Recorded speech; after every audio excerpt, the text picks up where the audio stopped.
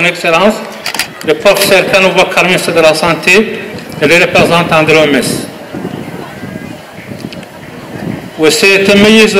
Ce projet consiste à améliorer la disponibilité, l'accessibilité, la qualité et l'usage des services de santé de la reproduction au niveau des centres bénéficiaires.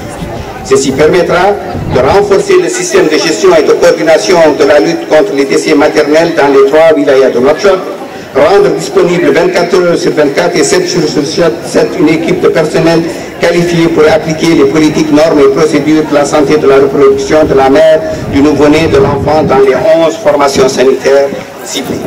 Nous avons beaucoup de travail à faire et ce projet vient justement nous donner des moyens pour pouvoir accompagner les efforts du gouvernement dans ce sens. Et ce projet nous permet par exemple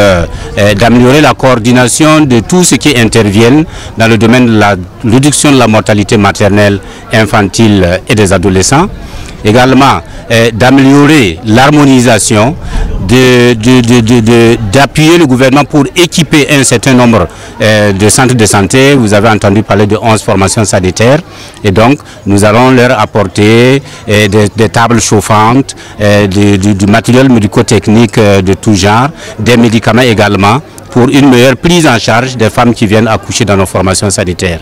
Et nous allons également appuyer le personnel pour qu'il y ait du personnel qualifié 24 heures sur 24, 7 jours sur 7 dans les centres de santé que nous avons ciblés actuellement, pour que la prise en charge des femmes soit vraiment de qualité et que nous ne perdons plus de vie de femme ni de vie de nouveau-né dès la naissance.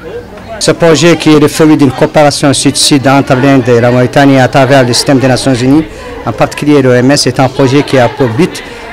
d'accélérer la réduction de la mortalité maternelle et néonatale au niveau de 11 structures, dont 10 au niveau de Nouakchott, notre capitale, et une autre au niveau du Gorgol, en particulier la Muqata'a de Maqam, qui est une Muqata'a qui était un peu enclavée et qui nous paraît comme un point essentiel pour piloter ce projet à l'intérieur du pays.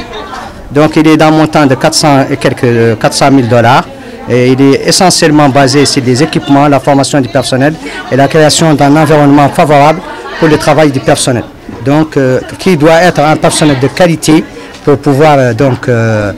entamer des tâches de qualité en ce qui concerne le suivi de la grossesse, l'accouchement et le suivi du nouveau-né.